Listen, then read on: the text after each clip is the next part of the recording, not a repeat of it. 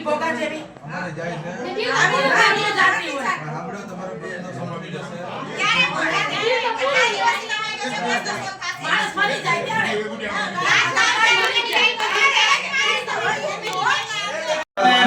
નિકાલ લાવી શકશો તમે?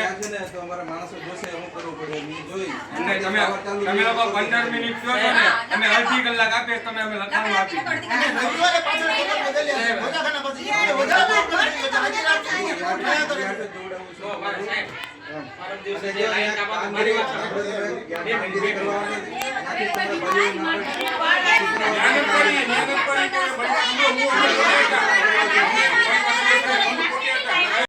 ઘોઘા પીજીવીસીએલ કચેરી ખાતે ફરી એકવાર ઉગ્ર રોષ સાથે હલ્લાબોલ કરવામાં આવ્યો।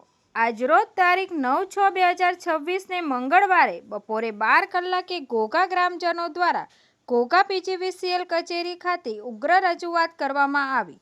અવારનવાર ઘોઘા ગામની અંદર લાઇટ ગુમ થઈ જતા ઘોઘા ગ્રામજનો દ્વારા ઉગ્ર રોષ સાથે હલ્લાબોલ કરી ઘોઘા પીજીવીસીએલ કચેરી ખાતે રજૂઆત કરવામાં આવી। હજી તો 2 દિવસ પહેલા મોટી સંખ્યામાં લોકોએ ઘોઘા પીજીવીસીએલ કચેરી ખાતે ઉગ્ર રજૂઆત કરવામાં આવી હતી।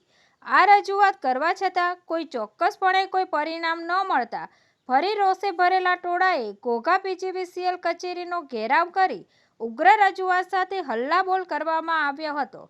હાલ આવી કાળઝાળ ગરમી વચ્ચે અવારનવાર લાઇટના પ્રોબ્લેમને લઈ લોકો હેરાન પરેશાન થતા લોકો દ્વારા ઘોઘા પીજીવીસીએલ કચેરી ખાતે ઉગ્ર રજૂઆત કરવામાં આવી છે।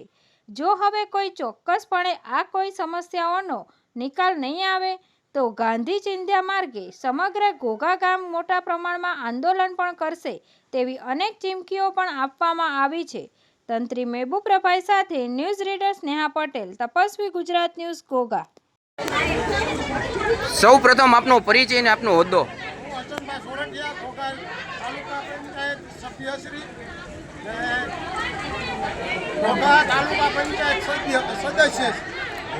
હસનભાઈ, ખાસ કરીને જો આજે પીજીવીસીએલની કચેરીમાં આપને આપ દ્વારા રજૂઆતો કરવામાં આવી છે એ બારેમાં શું કહેશો?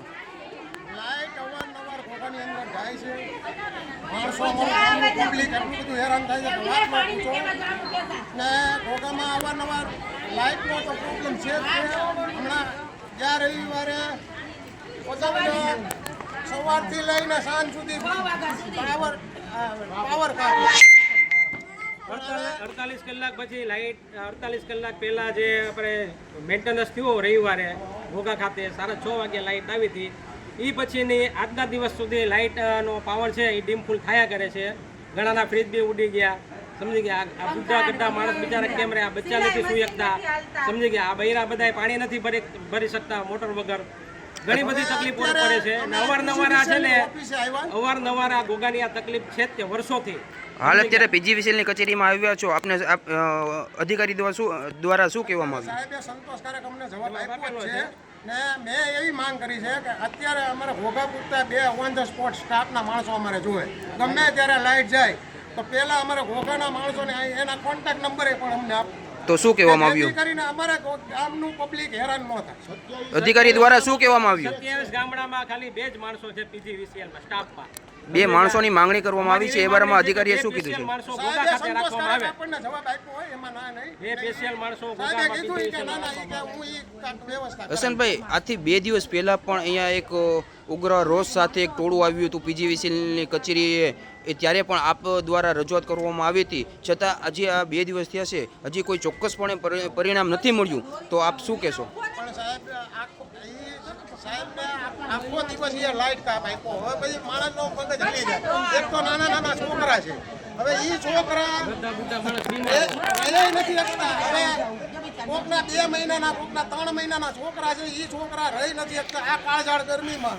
તો એ માણસ ગમે એ માણસ હોય એ અત્યારે હલ્લા બોલ કરવાના જ છે ને ગમે એ આવો જો કંટાળો આવશે તો હજી ઉગ્ર આંદોલન કરશે। હાલ અત્યારે તમને અધિકારી દ્વારા સંતોષકારક તો જવાબ આપવામાં આવ્યો છે, પણ આવનાર દિવસોની અંદરમાં આને જો સમસ્યા રહેશે તો આપના દ્વારા અથવા આપના આગેવાનો દ્વારા શું કાર્યવાહી કરવામાં આવશે? સાહેબને આવેદનપત્ર આપવામાં આવશે અને ઉગ્ર આંદોલન કરવામાં આવશે। આખું ગામ હિન્દુ મુસ્લિમ બધા સાથે રહીને અમે આની આગળની ગાંધી ચિંધ્યા માર્ગે હાલશું।